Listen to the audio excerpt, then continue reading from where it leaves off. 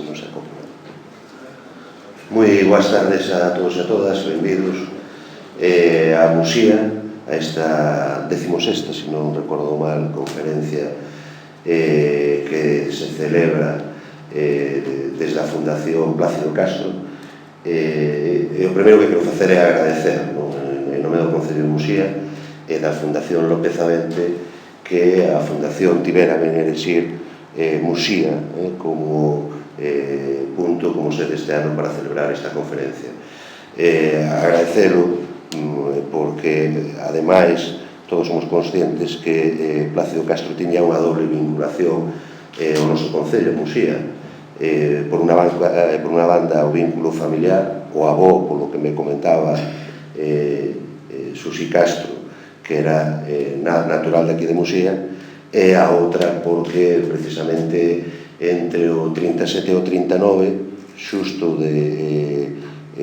despois da Guerra Civil, na Guerra Civil, pois Plácido Castro estuvo aquí en Muxía escondido durante eses anos e tamén foi de aquí donde parte para ser xulgado e donde efectivamente unha das partes da sentencia pois foi o desterro a máis de 100 kilómetros de Muxía. Por lo tanto, esa doble vinculación fai que sea ou que teña unha especial sensibilidade a charla de hoxe. Están comigo na miña esquerda Susi Castro, que é a presidenta da Fundación Plácido Castro, e a miña dereita África López, que é licenciada e doutora en filosofía, que vai a ser que a persona que vai a facer a conferencia sobre Plácido Castro e o humanismo de hoxe. Bueno, simplemente por introducir e en aras a trasladar ese agradecemento, decir, e o comentábamos xusto antes, o especial significado que tuvo Plácido Castro e a súa relación con Muxía, é dicir, nace no ano 1902, se non recordo mal, os 6 anos, e para que nos situemos un pouco na vida de Plácido, o mandan a estudiar ao Reino Unido, é dicir, imaginadvos abstraervos un momento do que significa eso, un rapaz de 6 anos, que mandemos a estudiar a un internado, como estaban os medios de comunicación en aquel entonces, e regresa no ano 1930, para vivir, eu creo, unha das etapas máis apasionantes e máis interesantes da historia de España, que coincide basicamente ca República e basicamente tamén con o remate dese período histórico que, por desgracia, rematou como rematou e que acabou con, eu creo, ca mellor intelectualidade ou ca mellores cabezas pensantes que había neste país en aquel momento. E entre eles estaba precisamente Plácido, escritor, xornalista, traductor, desenrolou un papel fundamental na política galega tamén, formou parte da constitución do Partido Galeguista e fruto delo foi perseguido nese nova etapa que se abría a partir do ano 36 ou 39 máis ben, do Francisco, da dictadura durante casi 40 anos en este país. Fui xulgado e sentenciado, fui condenado ao destierro, fui condenado a unha inhabilitación absoluta por creo en torno aos 8 ou 9 anos, a un desterro a máis de 100 km de Muxía e a unha multa de unha cuantía importante, polo simple feito de pensar ou de ter uns ideais que non coincidían co régimen que se estableció en aquel momento. Nada máis, eu simplemente agradecer novamente que sexa Muxía onde se celebre esta 16ª conferencia e pasar a palabra a presidenta Susi Castro. Moitas gracias. Boas tardes a todos e a todas. Quixera expresar en nome propio e da Fundación Plácido Castro o agradecemento ao Concello de Muxía e á Fundación López Avente pola súa colaboración para levar a cabo este 16ª conferencia anual, coa que pretendemos reivindicar a traxectoria e o pensamento de Plácido Castro, meu pai. Nesa súa vida, os vínculos establecidos con Muxía son dunha gran intensidade, xa non só pola súa estadía aquí durante casi 4 anos, senón tamén porque era neto dun muxián, Ramón Ríos. Penso que constituín unha base ben sólida para que no futuro poidamos levar a cabo máis actividades en común. Quixera agradecer tamén a África López Couto a súa disponibilidade para colaborar coa Fundación e contribuír ca súa reflexión a un mellor recoñecemento do ideario do meu pai e tamén da súa xeración. E gracias igualmente a todos aqueles que fixeron posible esta actividade e ao estimado público por asistir. Toma a palabra África López Couto. Moi boas noites. En primeiro lugar, tamén me toca dar as grazas por poder estar aquí, por a invitación da Fundación Plácido Castro, do IGAD, que foi Xulio Ríos quen contactou comigo, e moitas grazas a todos e todas por ter a paciencia de escoitar. Moitas grazas ao Concello por recibirnos, por acollernos, por estar aquí. Ben, o tema que nos trae aquí é este de Plácido Castro e o humanismo, e porque frecuentemente Plácido Castro recibiu esa etiqueta de humanista liberal. Entón, o que vou facer é empezar falando un pouco de cal foi o significado do humanismo na historia, e despois pasarei a ver que rasgos desos humanismos históricos, non vou ir moi atrás, que rasgos desos humanismos históricos podemos ver en Plácido Castro, e, bueno, finalmente tratarei de reflexionar en torno ao humanismo e as humanidades na actualidade, e, sobre todo, concluir vendo que valores nos pode aportar a figura de Plácido Castro na actualidade, e o humanismo que se desprende da súa figura. Eu, como lle confesaba a súa filla, non hai demasiado, ata hai uns meses prácticamente, pois non coñecía a Plácido Castro, e pasei, bueno, levo unha temporadita convivindo con él, e según fun artellando o que, bueno, os vou contar aquí, fun descubrindo, fun encariñándome coa súa figura, e fun tamén sistematizando, aclarando moitas ideas, cousas que eu sabía sobre o humanismo, funas ensanchando, fun ampliando, e para min foi un placer pasar este tempo preparando isto, porque teño un pouco a sensación de descubrir, a pólvora mollada, pero, bueno, de descubrir e irme encontrando con moitas cousas, vale? Entón, vou empezar, como decía, facendo un pouco de profe de historia, e, bueno, cando falamos de humanismo, que entendemos por humanismo? Está aí a palabra humano, a palabra ser humano, polo tanto, estamos sempre falando de momentos históricos ou de correntes, tendencias que teñen ao ser humano, a ántropos, que diríamos gregos, no centro. Normalmente, nos períodos históricos en que se fala de humanismo, se realza, xunto co ser humano, o valor dos seus produtos culturais, sobre todo o estudo das humanidades, o estudo das letras, e moitas veces o estudo do que fixeron outros antecesores nosos. Ao falar de humanismo, falamos de un ser humano que crea saber, que busca saber en equipo, diríamos modernamente, apoiándose no que dixeron os outros.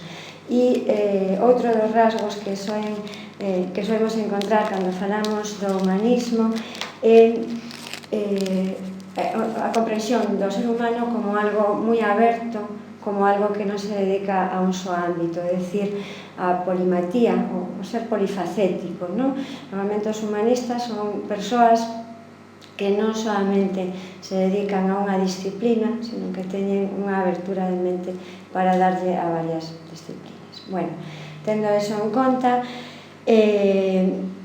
hai que falar de humanismo retrotraéndose ata a antigüidade greco-romana e, bueno, nese mundo unha figura importante, Cicerón, un xurista, político, filósofo, moi famoso sobre todo como orador romano.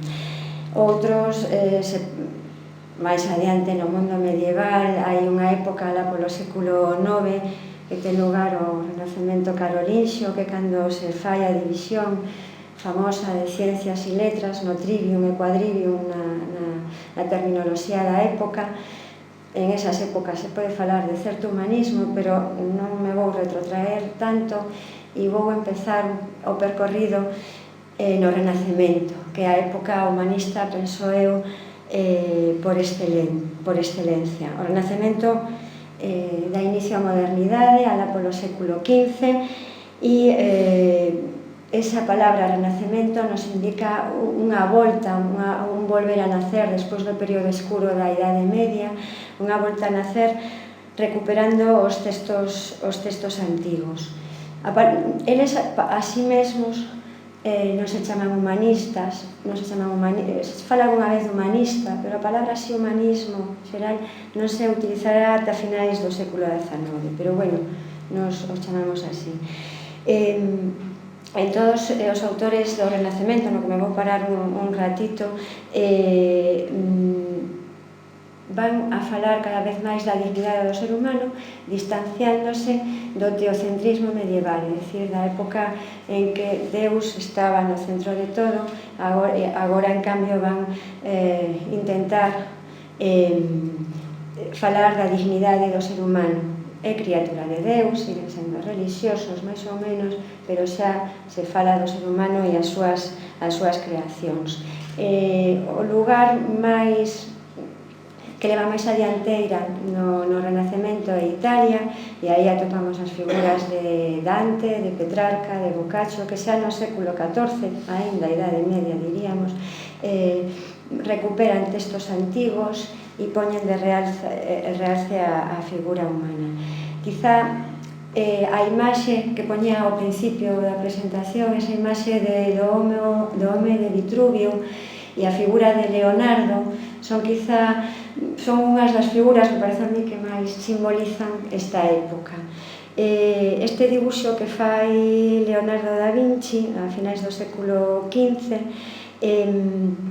trata de buscar, de mostrar como sería un ser humano perfecto, non? O corpo perfecto, as proporcións perfectas, e para buscar cales serían esas proporcións armónicas, equilibradas, etc., recurre aos antigos, non? Recurre aos antigos, en concreto recurre a un arquitecto romano que se chama Vitruvio, un pouco como están facendo moitas personalidades na súa época, e aí sintonizando tamén co espírito grego e romano de alcanzar a perfección, de buscar a perfección nos corpos e nos espíritus. Leonardo non é o único en buscar esa perfección do corpo. Noutros artistas renacentistas como Miguel Anxo ou en varios aparecen Davides, aparecen moitas esculturas buscando esa perfección. Teño aquí apuntado Donatello, Verrocchio, un montón deles están aí. Leonardo ademais é símbolo do Renacemento por algo que mencionei antes, porque é o exemplo de autor, de artista polifacético, músico, escritor, matemático, urbanista, inventor, enseñeiro, arquitecto, etc. Nese sentido, son dos rasgos, como decíamos, prototípicos deste tempo. Na súa época hai moitos así, non? E de feito teño aquí unha cita de León Battista Alberti que nos di eso, o artista, pensador neste contexto social, non debe ser un simple artesán, un simple facedor, sino un intelectual preparado en todas as disciplinas e en todos os terreos, non se entenden as cabezas como separadas, senón sendo todos. Temos tamén nesta época figuras como Pico de la Mirándola, Erasmo de Róterdam, que nos falan da dignidade do home, como decía antes, non? He coñecido a obra de Pico de la Mirándola, o discurso da dignidade humana. Hai moitos ideais, non? Eu creo que esa ansia por buscar a perfección en nos mesmos, por recoñecernos e demais, é admirable. Non nos podemos olvidar de todas formas que son épocas non tan bonitas, no sentido de que hai moitas loitas, moitas intrigas, hai asasinatos, moito poder en medio, pero bueno, hai esa ansia de búsqueda de coñecemento propio, no? E de reivindicación de todo o que podemos facer, no? Neste momento as figuras importantes máis coñecidas son esas, pero bueno, cada vez se van recuperando máis personaxes e son de nomear algunhas mulleres como Cristina de Pizán, que escribe unha obra que se titula A cidade das mulleres ou A cidade das damas, que tamén comparte esa ansia por buscar a perfección, por ver exemplos de boa humanidade, non solamente nos homes, sino tamén nas mulleres, non? Como complementando o marido. E aquí en España temos a Beatriz Galindo, na corte de Isabel a Católica, da raíña, que le chaman a latina porque foi mestra de latín da raíña e das mulleres da corte e demais, e nos fai pensar que aquí tamén tivemos un impulso renacentista nesa característica de buscar creacións culturais na antigüidade, no ámbito grecorromano e demais. Vale, daría ahora un salto, quizá eso, decía antes, que o humanismo do Renacemento é como o humanismo por excelencia, pero hai outros humanistas, outros humanismos continuadores dese impulso do Renacemento e que o van complementando, van profundizando. Outro momento importante nesa trayectoria, neste percorrido que facemos, sería a época da Ilustración, o século XVIII, que ten moitas similitudes co Renacemento, sobre todo no afán de difundir a cultura, de facer chegar as creacións humanas a todos, a todos nós, e tamén ten algunhas aportacións novas que irei mencionando.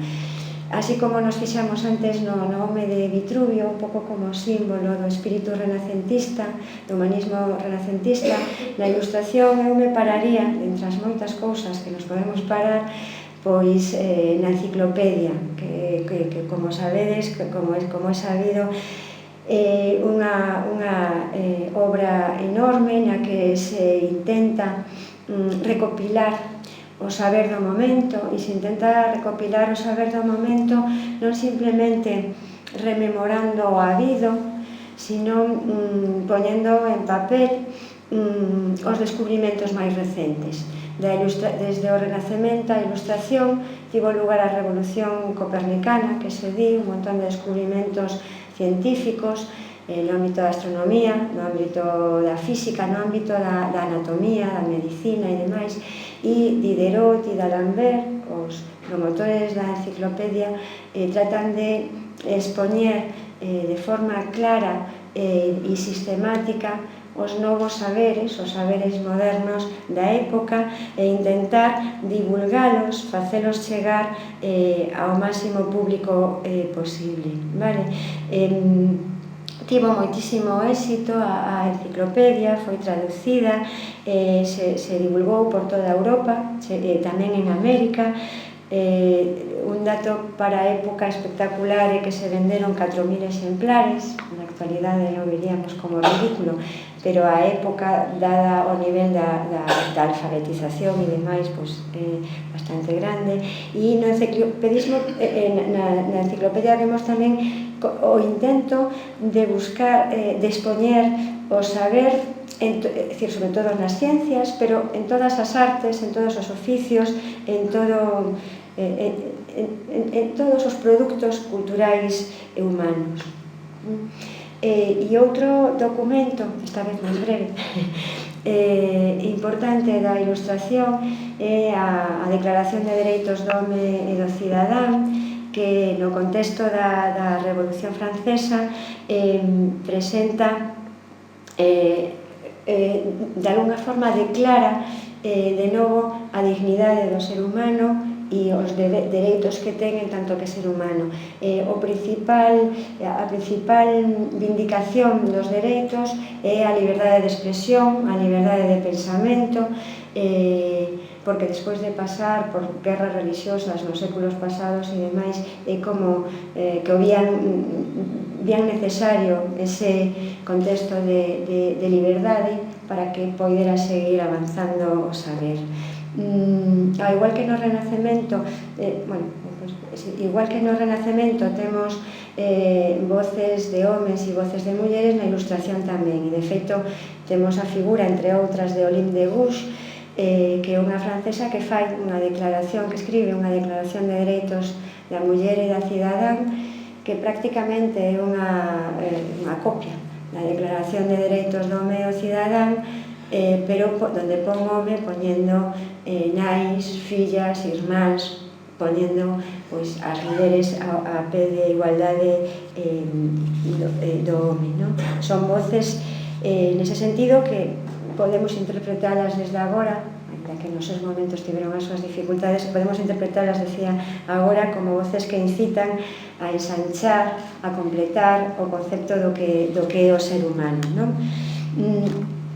Outras voces importantes na Ilustración, a un nivel máis filosófico, son profe de filosofía, entón o ramalazo me ten que salir, son Kant, autor de unha célebre frase de "Atrévete a pensar", que nos incita a pensar por nos mesmos, a ser maiores de razón e non deixarnos levar pola guía das autoridades dadas, sino crear o noso propio pensamento.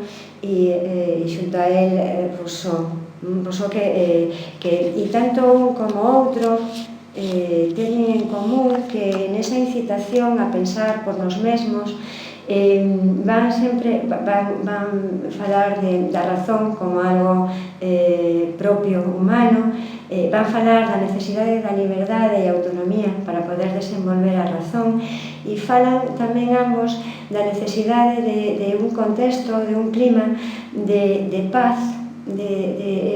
Ambos son moi claros na súa defensa da necesidade de sociedades pacíficas e de sociedades que non teñan guerras. Veñen no século XVII, o século anterior houbera moitas guerras por motivos religiosos entre Francia, Alemania e demais, e cando falan de paz, desa paz que ansían e que non é unha utopía, por suposto, pensan que se se quere crear, apuntar cara a esa paz, ten que ser unha paz mundial, é dicir que falan da idea da paz relacionada sempre coa idea de cosmopolitismo, é dicir, unha paz internacional, e de feito neste momento como que se está fraguando os inicios do que despois será o dereito internacional, Sociedade das Nacións, ONU e demais, pero a idea de buscar a paz internacionalmente. Aquí en Galicia, antes de deixar esta época, aquí en Galicia temos as figuras de ilustrados importantes, Fray Sarmiento, e temos a Benito Jerónimo Feijóo, que ten esa ansia de divulgar, ten afáns moi pedagóxicos, de chegar a todos, e neses afáns pedagóxicos, que é un interese moito tamén da ilustración e que é concordante con a divulgación do saber, Feijóo vai falar da necesidade de que a educación chegue a todas as persoas e fala que tamén é necesario que chegue ás mulleres, non? E de feito vai ser unha figura que vai ser posteriormente moi reivindicada por figuras como Concepción Arenal, como Emilia Pardo Bazán, que bastante máis tarde, no século XIX, van a recurrir ao ilustrado Feijóo para defender a educación das mulleres en todos os ámbitos, non? Que era un tema tamén moi polémico no século, a finais do século XIX. Bueno, con isto deixaríamos a ilustración e antes de chegar ao 20 ainda nos paramos no 19, no século XIX, a época do nacemento das ciencias sociais, da socioloxía, da psicoloxía, da pedagogía, como ciencias sociais, non naturais, pero bueno, nese contexto hai unha serie de autores franceses, ingleses, que son calificados non por sí mesmos, sino desde fora e ás veces dunha forma despreciativa, pero nos dá igual, que son calificados como socialistas utópicos. Entre eles, estes que vos poño aí, Saint-Simon, Fourier, Proudhon, Owen, son utópicos porque soñan sociedades en as que se poda vivir ben, sin a miseria que eles están observando nunhas cidades e sociedades moi industrializadas, non? Cidades que teñen barrios obreros con moitísima miseria e traballos con explotación. Pensade que aínda non tiñan, aínda en este contexto, cando van a nacer sindicatos e demais, loitando por xornadas que non sexan de máis de 12 horas, con que pode haber, con que non haxa traballo infantil e demais. Todos eles soñan sociedades ordenadas nas que prime a solidaridade, a filantropía, o amor fraternal, non? E esta utopía de sociedades en que os humanos convivamos ben, creo que é moi relacionado co que falábamos do cosmopolitismo, da paz, da dignidade humana. Tamén temos aquí a figura, entre outras, de Flora Tristán, unha francesa que fai todo un percorrido por Francia tratando de divulgar e convencer a xente para que se faga fourierista, para que busque esas, para que trate de sair da miseria e logren convivir en paz e demais. E aquí en Galicia temos tamén a figura de Concepción Arenal, unha figura que eu lle teño moito apego, que é unha gran teórica social, moi loitadora por todo o que ela chama a cuestión social, moi loitadora contra a pobreza, contra a miseria dos obreiros, da xente que vive nos cárceres, e loita contra a miseria de homes e de mulleres. Eso en canto ao fío que levamos do humanismo. Aquí no 19 temos que falar de que se produce unha especie de bifurcación, de separación, porque aparece algo que, debería dir entre comillas, que lle chaman ás veces antihumanismo. É dicir, vai haber unha serie de autores, Karl Marx, Nietzsche, Freud, que de alguna maneira critican o humanismo alido. A crítica eu creo que sempre é boa porque nos dá que pensar. A crítica ten, penso eu, bastante sentido. O que critican é que os humanismos a esas alturas son excesivamente utópicos, é dicir, son excesivamente teóricos, abstratos, e que realmente non cambian as condicións de vida da xente. Ademais, como que nos fan pensar que o ser humano si é razón, si é racionalidade, pero tamén son sentimentos, tamén son condicións sociais, tamén é intuición, tamén é paixón, e van, de alguna maneira, máis que ser antihumanistas, van como espolear ao humanismo para que baixe da súa abstracción, non? E sexa un humanismo máis auténtico, diría eu. No 19 tamén habería que recordar, porque nos vai servir para logo falar de Plácido Castro, que é a época dos nacionalismos. É unha época en que se construen moitos relatos facendo, dándolle corpo ao que entendemos por nacións. Nace moito no contexto da unificación de Italia, da unificación alemana, e aquí en Galicia en concreto é a época que chamamos do Resurdimento, con figuras como Rosalía, como Pondal, que van a reivindicar uns caracteres específicos do que sería a nación, a cultura, a rexión galega ou como se lle quera decir. É a época do romanticismo e de alguna maneira, en la que parece que nos saímos do humanismo, están, eso como decía de eses outros autores, de Marx, Nietzsche e Freud, son como formas de darlle a volta, de amplificar, de ir un pouco máis alá do que se estaba dicindo. E aquí na 19 vou parar de facer historia e nos vamos a meter un pouco en Plácido Castro e, bueno, o que eu fun reflexionando de que ten que ver a vida e o pensamento que eu coñezo del, que fun coñecendo, con todo isto que acabamos de ver. A verdade que ao principio non sabía moi ben como facer e, bueno, o que me saliu foi algo así. Fun pensando nos rasgos que fomos vendo ao longo da historia, os máis importantes, e ver como e en que medida aparecen en Plácido Castro. Se falamos do humanismo, como dixemos antes, o concepto máis importante sería o de a centralidade do ser humano, o antropocentrismo. E, desde logo, a relación de Castro, de Plácido Castro con él, non é moi complicada, non é directa. Todos os temas da súa reflexión a través dos artigos e traduccións que realiza sempre se encadran, penso eu, no ámbito social, no ámbito político, cultural, aínda que, como bo humanista, e logo falaremos da polimatía, lle interesen tamén en algúns momentos, lle interesen aspectos científicos, sobre todo a astronomía, que por outra parte é unha ciencia moi renacentista.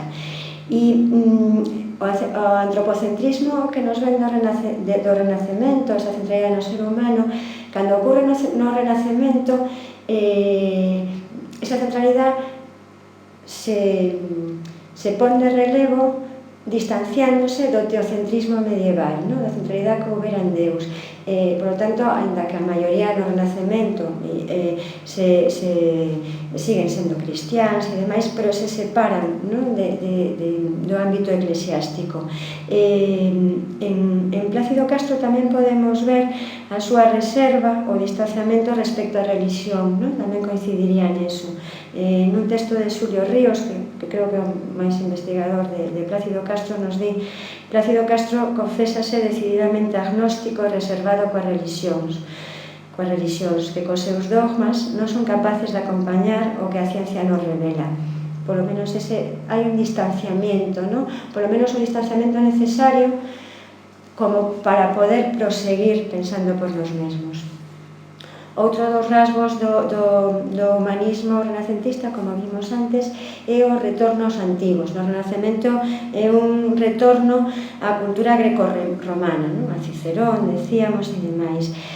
Plácido Castro non regresa á antigüedade clásica, pero sí vai compartir o impulso por retrotraerse ás orixes. E tamén comparto o interese pola filoloxía, neste caso a inglesa e das linguas célticas, do galego, tanto o grego e o latín. Entón, nese sentido, leva a cabo un particular retorno ás orixes no cadro do galeguismo do seu tempo, tomando conceptos que estaban no ar, na época na que el vive. Os conceptos que máis toma son o concepto de celtismo, que se tratou moito no século XIX, ligado ao surgimento dos nacionalismos, e o concepto de saudade.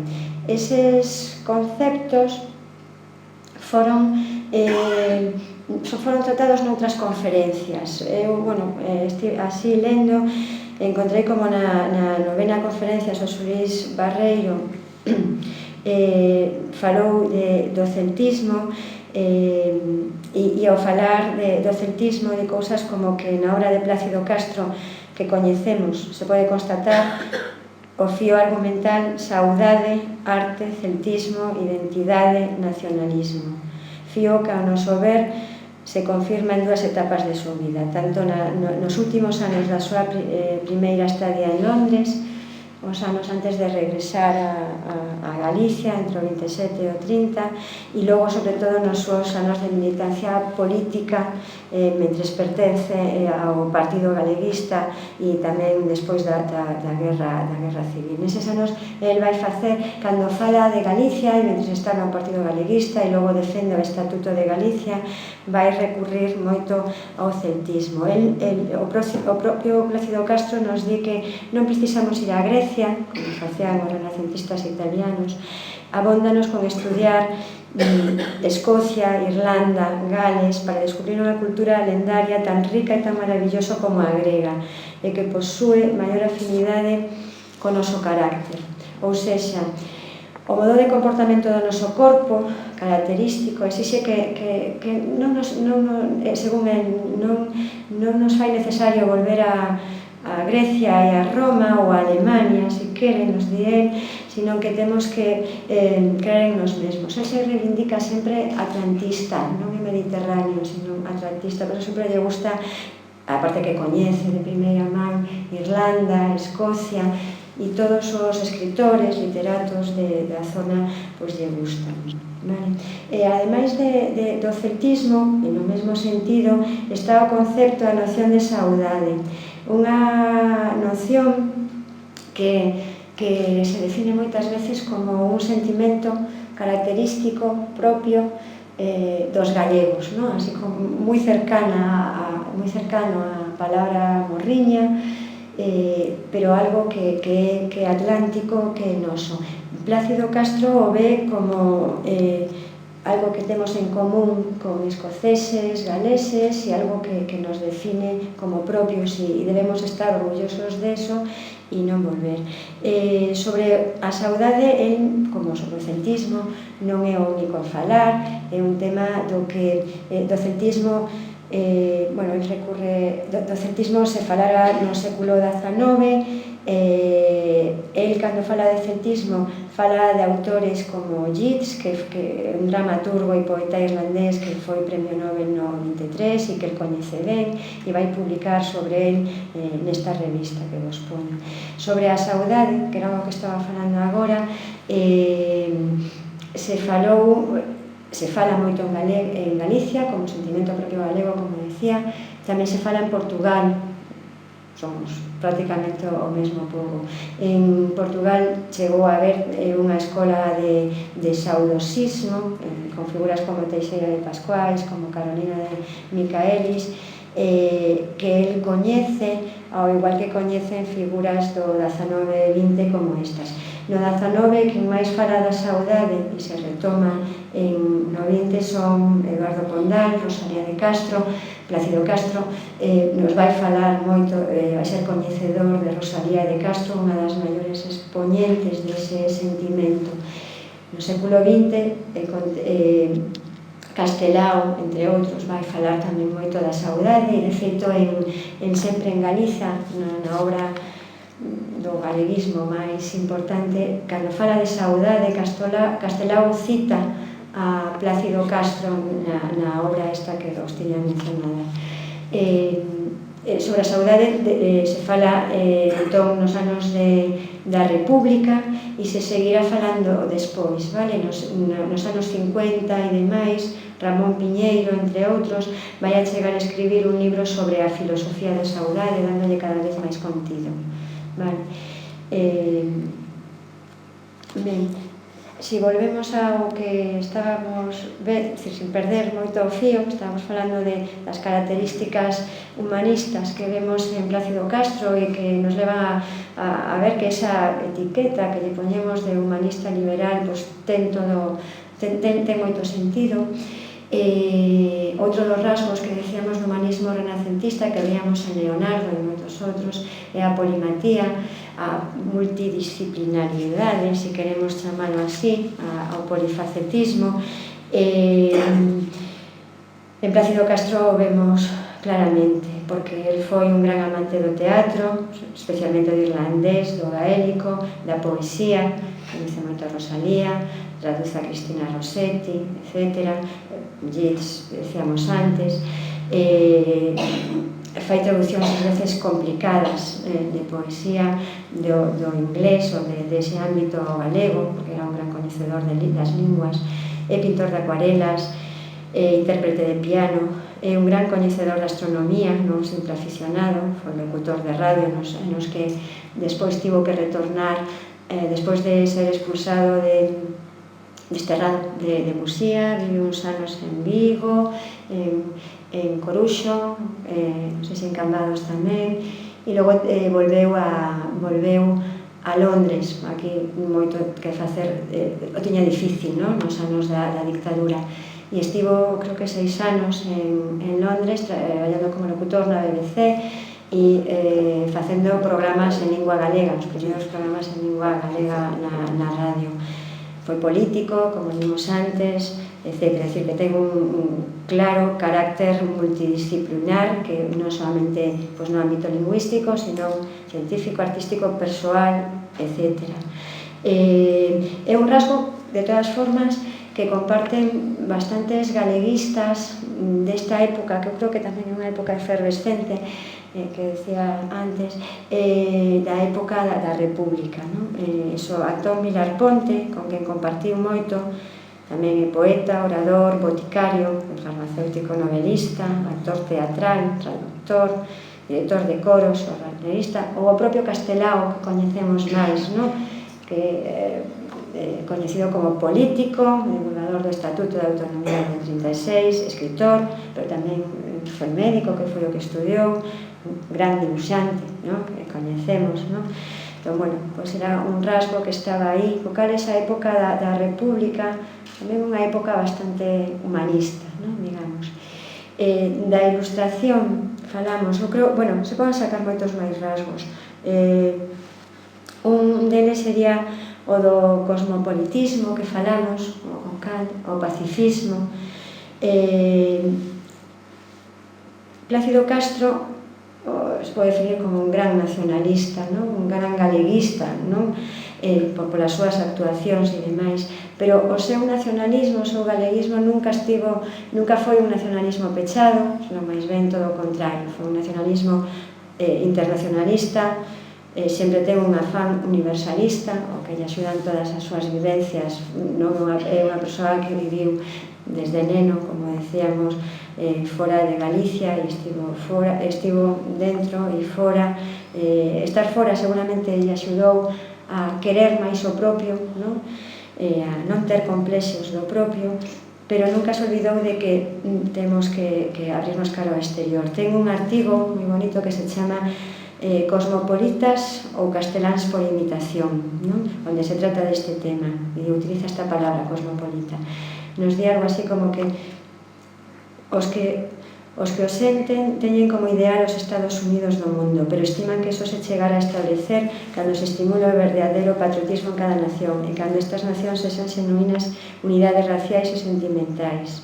Un galeguismo sensato non impedirá que esteamos sempre en contacto coa cultura europea, un contacto máis íntimo que o que manteríamos por medio das traducións de ideas europeas que nos presentan os pensadores madrileños. Se ve máis atlántico sempre, non? Os altofalantes transmítenos as noticias do resurdimento de pequenas nacións e idiomas case esquecidos. Escoitándoas aprenderemos a non ser o que Lloyd George chamaría casteláns de imitación. É dicir, que abrámonos fora, non imitemos eso que temos ao lado, que nos parece grande porque ali está a capital. Antón Vilar Ponte, que tamén mencionei antes como polifacético, ten unha obra titulada Do cosmopolitismo, é dicir, que tamén é algo que comparten galeguistas da época. Ten outra do universalismo e da mansedume galega, e o propio Plácido Castro polemiza con Xoán Carballeira en torno á idea de cosmopolitismo. Para él, é dicir, que era un tema de debate, non? Para Castro, o cosmopolitismo non era algo unificador, para ele eso sería unha idea rancia, sino que todos os países en pé de igualdade haberían de enriquecerse mutuamente a partir do propio. Creo que é unha idea que nos vale para escoitar agora mesmo, non? A idea esta de cosmopolitismo, pacifismo, está moi ligada á idea de humanidades, e hai que recordar que despois da Primeira Guerra Mundial, en 1919 se creou a Sociedade das Nacións, que é o precedente da ONU, que se creou despois da Segunda, e que ligada a esa Sociedade das Nacións se fai un congreso de nacionalidades europeas no que Plácido Castro chega a participar no ano 33, se vai a Berna e aí fala en nome do Partido Galeguista, do galeguismo galego, e defendendo os dereitos elementais das minorías nacionais, neste caso da minoría galega. El foi dentro do Partido Galeguista, tivo o cargo de secretario de Relacións Internacionais.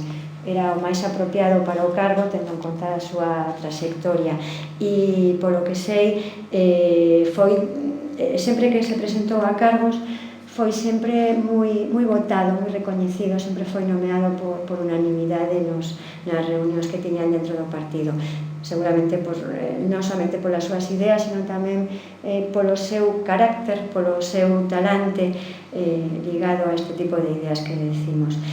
Tamén en relación co pacifismo, e isto, Plácido sempre tivo un posicionamento moi claro en contra do fascismo. Pensade que no 33, o ano en que Hitler se posiciona como fascista, claro, decía que Plácido mantivo sempre un posicionamento moi claro en contra do fascismo e posuía un coñecemento profundo da natureza dictatorial do nazismo. No ano 33 ainda non todos pensaban demasiado mal de Hitler, ¿no? Pero bueno, él vía claro que era perigoso, ¿no? O fascismo alemán, eso non tiña dúbidas, vamos. O nacionalismo galego é un nacionalismo de paz, nos di él. Nada tiña que ver con o nacionalismo de Hitler ou de Mussolini. Hai sempre que ter cuidado coa palabra nacionalismo en ese sentido. Por riba de todo, Plácido Castro era un demócrata. Ben, outra das ideas que aparece moito na ilustración é a idea de progreso, de evolución ascendente da sociedade. Normalmente, cando se fala de progreso, se fala de progreso científico, tanto no século XVIII como moitas veces na actualidade. Plácido Castro admira o progreso, pero el sempre que fale de progreso vai falar dun progreso con identidade, non deixarnos levar polo que fan outros, polas cousas moi chamativas ou demais, senón pensar desde nós mesmos. De feito, nunha das traduccións que fai, máis curiosas quizá, fai unha traducción de unha obra de Omar Khayyam, o Rubaiyat, que son os poemas do século XII. Bueno, na introducción a esa traducción, na que non me vou meter moito, nos di e tamén con esa idea de recuperar o antigo e aprender de todas partes. Os ingeniosos sistemas filosóficos, as deslumeantes construcións da ciencia pura, as promesas de incalculable benestar que nos ofrece a técnica moderna, todo elo non abondou para despexar as eternas incógnitas, nin para facernos encarar o porvir con un corazón ledo e desapremido. É dicir, para Castro é necesario o progreso, pero o progreso non nos debe deixar olvidar que temos incógnitas, que nunca está todo descoberto, e non nos debe deixar olvidar, unir progreso con progreso científico e olvidarnos da parte artística, sentimental do ser humano. Eso, ciencias e letras non están separadas. De feito, para él a astronomía é unha ciencia poética, non? E aí vemos como ciencia e letra se van unidas. Continuamos. E xa do século XIX, como na exposición que destacaría, na que se podría poñer máis, o concepto de utopía, o concepto de utopía, de desexo de unha sociedade mellor. imaginar como poderíamos vivir ben. E hai unha relación con Castro hai, como nos nacionalistas. Existe un soño, non sei se sería moito dicir utopía, pero sí que hai un soño dunha sociedade diferente e a que eles loitan no marco ese da Europa das nacións. Un mundo multicultural ou multinacional en que todos podamos aportar e no que Galicia se enorgulleza da súa identidade, neste caso celta, sabudosa, como nos decía, relacionándose cos demais povos do mundo, pero sempre sobre todo relacionándonos cos povos atlánticos, pero sempre a pé de igualdade, con dignidade, recoñecendo o noso, recoñecendo, investigando por aí. E seguindo con esta idea da utopía, quizá sendo un pouco máis un núcleo quizá un pouco máis anecdótico, pero bueno, eu creo que tamén interesante, no século XIX, cando falamos de socialismo utópico, vemos que hai bastantes figuras que se reivindican como filantrópicas, é dicir que o seu amor ao xénero humano vai facer que certas persoas que teñen bastante riqueza económica adonin, non? E, bueno, o pai de Plácido Castro, un gran empresario na zona de Corcubión, que aquí coñecen moito, moi emprendedor, aberto e vanguardista, en o sentido de traer cousas novas, se dide que foi tamén un gran filántropo, porque deixou gran parte da súa herdanza para a construción, para fins sociais. E, bueno, eu quixen relacionalo porque me sonaba coa figura de Fernando Blanco, que é o nome que leva o Instituto de C, que tamén foi un gran filántropo un pouco anterior, que deixou gran parte da súa fortuna acumulada en Cuba para a construción dun colexio de primeira e segunda ensinanza en C, e sempre coa idea de que ali trouxeran todos os produtos da cultura humana, científicos, artísticos e demais. E, bueno, podería seguir falando de moitos conceptos, según iba facendo me iban saindo máis, pero bueno, tampouco quería alargarme demasiado. Creo que tamén sería interesante falar nese etcétera que deixo aí posto, de como o humanismo vai casi sempre ligado a un compromiso ético e político que leva a soñar, non? A imaginar sociedades mellores, como o humanismo soe ir moi relacionado coa idea de tolerancia, de respeto cara a ideas distintas, cara aos outros, etc., sin medo a que os outros pensen diferente, sino podendo integrar. E tamén, bueno, non a puxen, pero quizá era unha idea tamén bastante a traballar, a énfasis sempre na divulgación do coñecemento, na educación, en chegar a todos eles. E, bueno, teña alguna cosa sobre a súa vida, pero que vamos a saltar. E, bueno, quería ir chegando ao final, falando algo do humanismo na actualidade e, bueno, os valores que nos poden aportar Plácido Castro e a súa forma humanista de ver o mundo.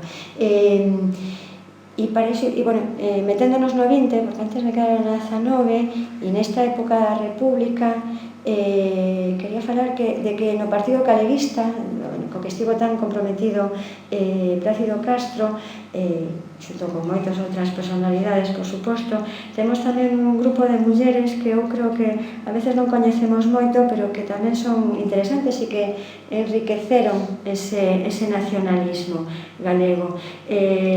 Aparte de que Plácido Castro foi estudioso de algunhas poetisas, como Rosalía de Castro, sobre todo, Cristina Rossetti e demais. Na época da República hubo agrupacións de mulleres republicanas en Ourense e sobre todo en Coruña. En Coruña hai figuras entre outras, Elvira Bao, María Miramontes, e eu me pararía en esa que teño aí posta, en Rita López Geám, que foi a presidenta da agrupación republicana de Coruña e de un grupo que se chamaba Mujeres ao Servicio da República, e ela se adheriu ao Partido Galeguista no 35 e participou e colaborou incluso económicamente en varias campañas co Partido Galeguista para a difusión do Estatuto de Autonomía, que foi votado no 36.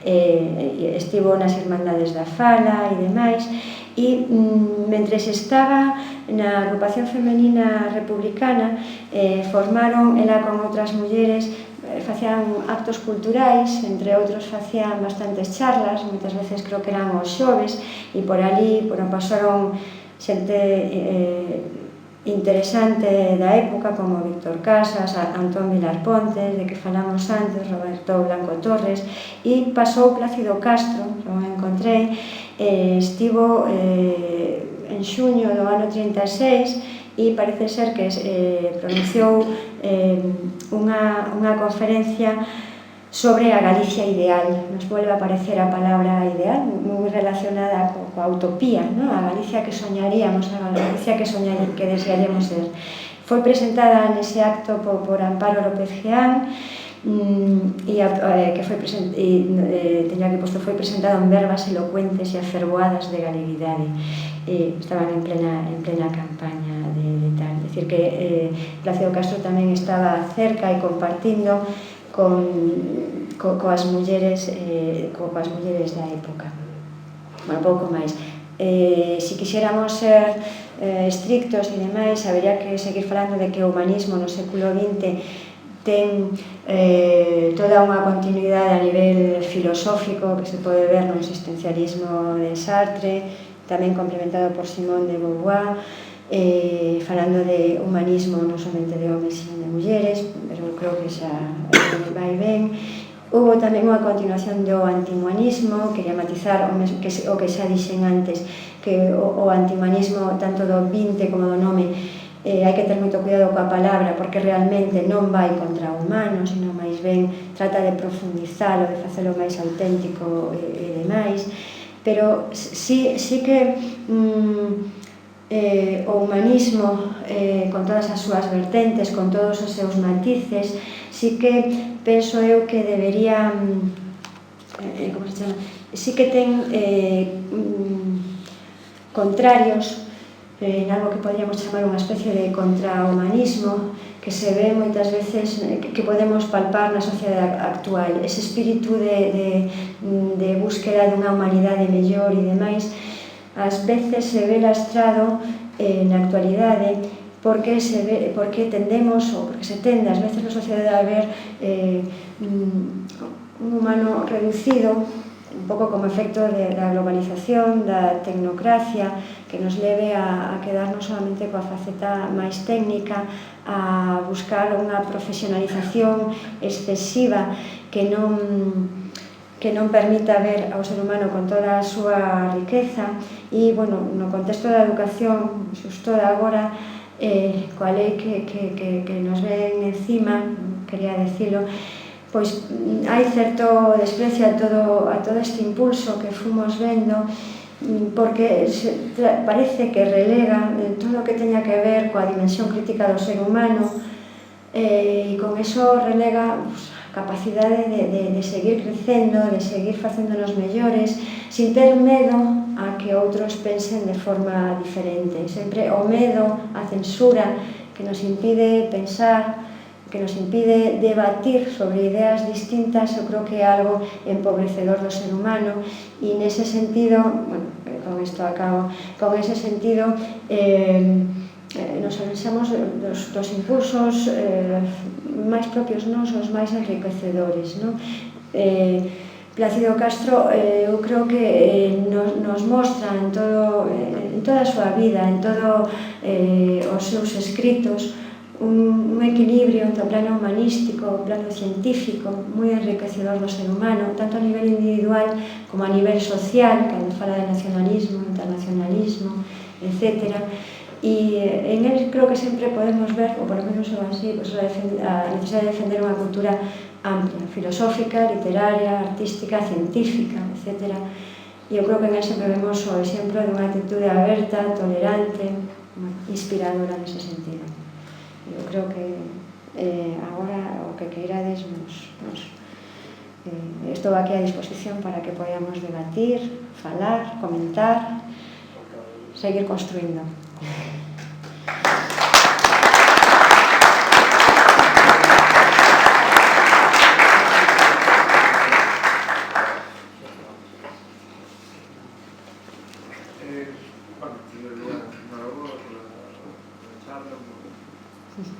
Muy edificante, de verdad.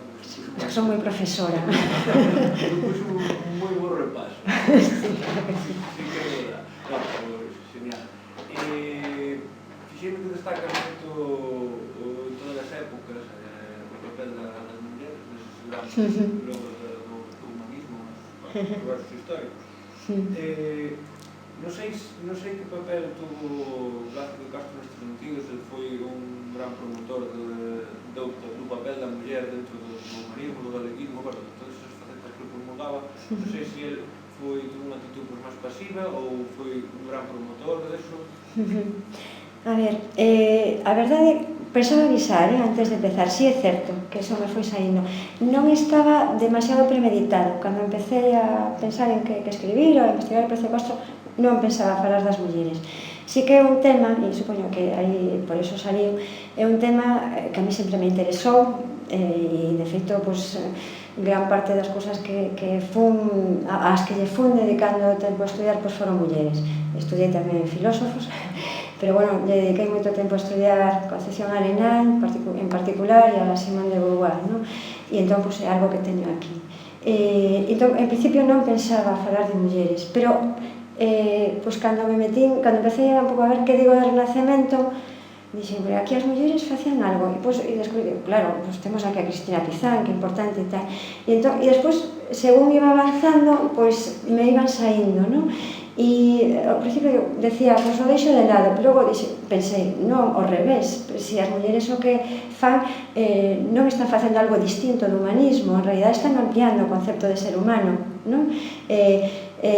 Por veces con moitas dificultades ou moi escurecidas, pero aí estaban. Eu creo que as voces das mulleres foron crecendo e que temos unha humanidade mellor cantos máis voces haxa, non? E as voces das mulleres aparecen aí.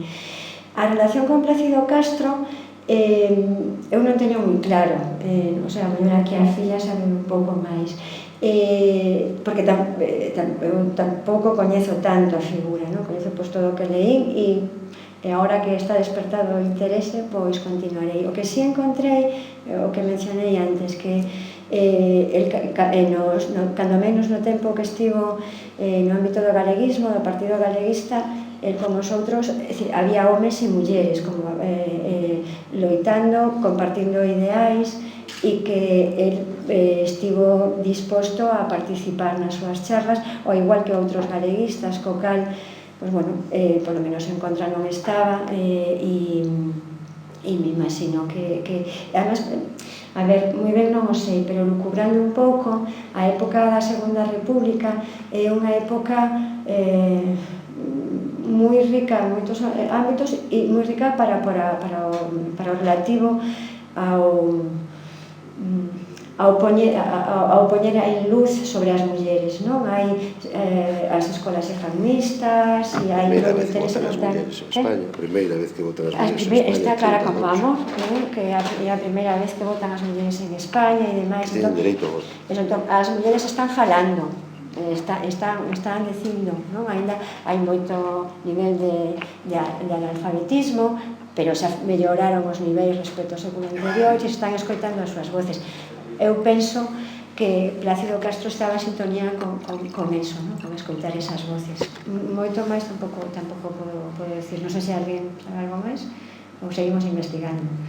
E tampouco eu pretendía que eso fora central no meu discurso, pero bueno, está aí e eu penso que pensei, o digo porque está aí e porque eu creo que nos fai mellores, se temos máis voces diferentes falando e aportando. Eu encantada. Quería lanzala para os tres esta pregunta. Vivimos uns tempos de crisis económica, pero tamén se di moito que hai unha tremenda crisis de valores, de gran deshumanización, digamos, da sociedade, non miramos uns polos outros, dixo moito. dentro desta faceta humanista que tiña Plácido, que valores destacarías? Un por outro, todo eso. Xa. Bueno, eu todos os que dixen, todos me parecen positivos. A ver, se a min algún me gusta en especial é o seu carácter aberto, a súa apertura e o feito de que e esa ligazón que eu tamén teño sentido en min, bueno, espero que moitos de nós, de que reivindicar o propio, falar sin complexos,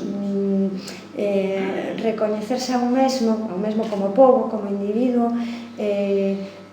non impide relacionarse cos demais, non? E que uns e outros nos enriquecemos. Eu tamén son bastante idealista, utópica. Eu creo que soñar nos axuda, ainda que ás veces hai que poñer os pés na terra, soñar axuda, non? E ese carácter me parece entre outros. Mire, uns dos valores que máis respetaba meu pai, ou que máis admiraba e que máis quería, está escrito nunha entrevista, é a tolerancia. E das artes a poesía. Eu que sei, non sei. Que para min creo que... Confesar que conocía pouco a súa figura nas escolas sempre, bueno, figuras como Castelao, sempre as ponderantes. O pouco que pude ler del pareceu-me impresionante no sentido de que concebía todo dun xeito, como dixi, moi tolerante, é dicir, sempre poñendo moi en valor propio, pero ao mesmo tempo nunca atacando os demais, que creo que incluso é algo que se agradece moito hoxe en día, incluso digamos, na esfera nacionalista. Pero sí, aí coincido plenamente. E, bueno, me podes contestar tamén a... Hombre, hai unha parte, e sin ser reconocedor da figura de Plácido Castro en profundidade, pero unha persona que se autodefine como demócrata, pois, lóxicamente, eu creo que é un dos valores fundamentais. É un período da historia deste país, ademais, moi especial, no? Marcado de onde viñamos e a onde fomos, por desgracia, a partir dese momento, no? Nese entorno, na situación na que había, é dicir, nos valores que defendes e na ideoloxía que defendes, non? Por tanto, en ese sentido e en ese contexto de 5 anos, o que supón na historia dun país prácticamente nada, moi intensos, en canto a tempo me refiero, pero sí en canto ao que se desenvolve, estábamos falando antes, non? É a primeira vez que se vota na historia do constitucionalismo deste país, desde o ano 1808, 1812, que a Constitución de Cádiz, hasta 1932, que é a primeira Constitución con un valor normativo e na que participan todas aquelas persoas que son demócratas, porque o resto de constitucións non tuveron ninguna ese tipo de valor, pois hai quere decir que estás en un contexto moi especial onde se inicia unha nova andaina en un país de onde ven, ademais, onde os conservadores son os que tiñan durante toda esa historia nos 200 anos anteriores prácticamente copado o poder durante todo ese proceso e onde se inicia un período de apertura en todos os sentidos, ¿no? Donde as libertades se respetan, donde todo o mundo quere participar desa nova situación política e donde además se empeza desde un distinto concepto de Estado radicalmente distinto do que se viña e, por tanto, onde se participa. Por tanto, é un valor fundamental para o desenvolvendo de algo que tamén era importante da cultura en este país, ¿no? Que foi algo que se frenou radicalmente a partir do inicio da guerra, do 36, e despois do 39, cando finalmente se implanta o novo régimen, pois, por desgracia, nos retrotraemos outros 200 anos. Tampouco quero meter a pata con esta pregunta. Eu non recordo que se tratara en profundidade, ou non sei se trataba durante a escola, nas clases de galego, a figura concreta de Plácido Castro. Non sei se creo que foi como gran tapado, non? Dentro de todas estas figuras de sempre que aquí acabas de falar. Fruto da situación do novo. A cabo algún tipo de acción para que eso, esa eiva levamos perdona, levamos 18 anos Pero ahora, en concreto... Empezamos de cero, é moi difícil. Aquí funciona Castelao, Sí. non funciona Bóveda. E Plácido Castro casi sempre estuvo nos etcéteras. E a que crees que... Porque é unha figura que non interesa, que non... Castelao, traer a Castelao, pois foi unha movida así moi especial. Bóveda xa sabemos como terminou, o meu pai porque se agachouse aquí e había cartos polo medio e se pagou e salvouse por eso. Pero era unha persona que non interesaba. E sigue sin interesar, claro. Por desgracia, porque bueno, levamos 18 anos intentando que pouquiño a pouco que se lle dé valor. Seguir así. Chegarán os tempos. Chegará. Como por desgracia moitas máis figuras que hai o que houve neste país e que de alguna forma foron silenciadas, non? E que a través de institucións, de entidades como a Fundación Plácido Castro, en este caso para poñer en valor a figura de Plácido Castro, no caso da Fundación López Avente, para poñer tamén en valor a obra de Gonzalo López Avente, bueno, pues son medios que se utilizan ou que se articulan para intentar precisamente eso, non recuperar estos tempos perdidos, dar a conocer e sobre todo non só o ámbito da persona ou do personaxe en sí mismo, sino ademais de dar a coñecer todas aquelas cuestións que xiran en torno a nivel cultural desas figuras, non? Que non nos podemos permitir pasar sin todo o que contribuiu esta xente, non? Penso eu, non? Que en ese sentido ese pouco orgullo ás veces que temos do noso e o desprecio por grandes aportacións, sempre temos que camiñar uns a ombros de outros, entón non podemos permitirnos esquecer esta figura. Bueno, moitísimas gracias a todos por la asistencia a este acto. Moitas gracias a África por dar un xeito ilustrarnos sobre unha figura como a Plácido Castro. E agora, como os decía antes, desde o Concello e desde a Fundación López Avente queremos novamente transmitir o agradecimiento e queremos entregarlle unha serie de publicacións da Fundación, das publicacións que se fixeron nestes últimos anos de funcionamento da Fundación.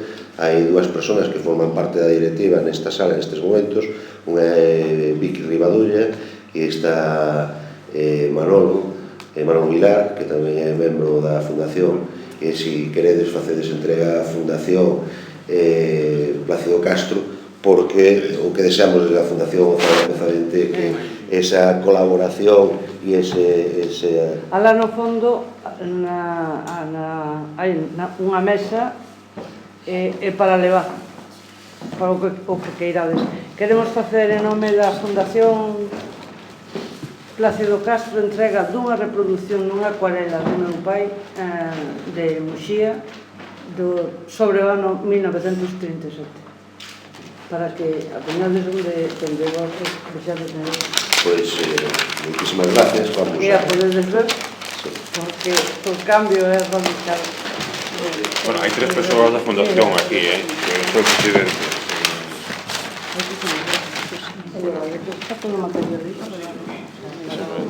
Bueno, é unha reproducción dunha acuarela feita por Plácido no ano 37, se non recordo mal, que ilustra moi ben que era a situación, como era o pobo de Muxía no ano 1937, non? Que despois os que irades vela, chegades un momento, se non entendo mal, para o Concello de Muxía, por tanto estará exposta no Concello dentro do que o Concello de Muxía, vale?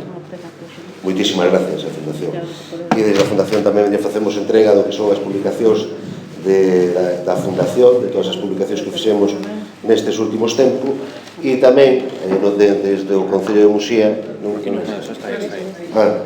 xa me engañou, facemos entrega do que é o regalo institucional que estamos facendo nesta última etapa, que tamén ten unha carga simbólica importante, é o Santuario da Barca, despois do que sucedía no Nadal do ano 2013, o 25 2013. Fixo un ano no 14. Pois decidimos facer unha reproducción do santuario e, por tanto, para a Fundación, vale? Para que tedes un recordo do noso concello. Vale? Pois encantado. Moi ben, pois moitas gracias e boa noite.